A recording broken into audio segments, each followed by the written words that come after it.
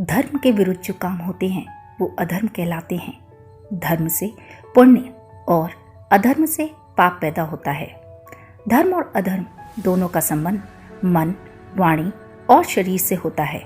इन तीनों पर ध्यान नहीं रखा जाए तो हम पाप के भागी बन जाते हैं।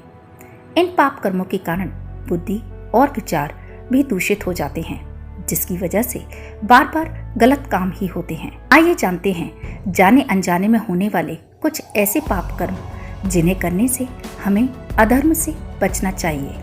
पहला, दूसरों के धन को प्राप्त करने की कोशिश करना पाप है, इसलिए मेहनत और ईमानदारी से पैसा कमाना चाहिए। दूसरा, जिन कामों को नहीं करना चाहिए उन कामों को करने का मन बनाना भी पाप होता है, यानी जिन कामों से किसी को मानसिक या शारीरिक कष्ट होता है या किसी की भावनाओं को ठेस लगती हो, ऐसे कामों को भी पाप कहा गया है।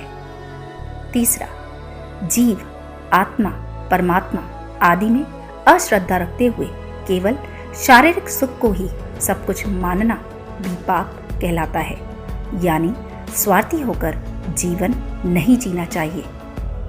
चौथा, कठोर और मिथ्या भाषण को भी पाप माना गया है। किसी का दिल दुखाने वाली बातें नहीं बोलनी चाहिए। पांचवा, परनिंदा करना भी पाप होता है, इसलिए किसी की बुराई नहीं करनी चाहिए। छठा, फालतू बातें, यानी जिन बातों का कोई मतलब ना हो, ऐसी बातें बोलने से दूसरे इंसानों के मन और भावनाओं पर गलत प्रभाव पड़ता है। सातवां, मन, वचन और कर्म से किसी को दुख पहुंचाना भी पाप कहलाता है। आठवां, बिना दिए किसी की चीज लेना पाप होता है। किसी की इच्छा के बिना चीज लेने को चोरी माना जाता है। इस तरह के कामों को भी पाप कहा गया है। नवा, पर स्त्री पुरुष के साथ शारीरिक संबंध बनाना या किसी की इच्छा के बिना ऐसा काम करना पाप कर्म होता है। 10वां, नास्तिक होना, यानी भगवान में आस्था नहीं रखना भी पाप है।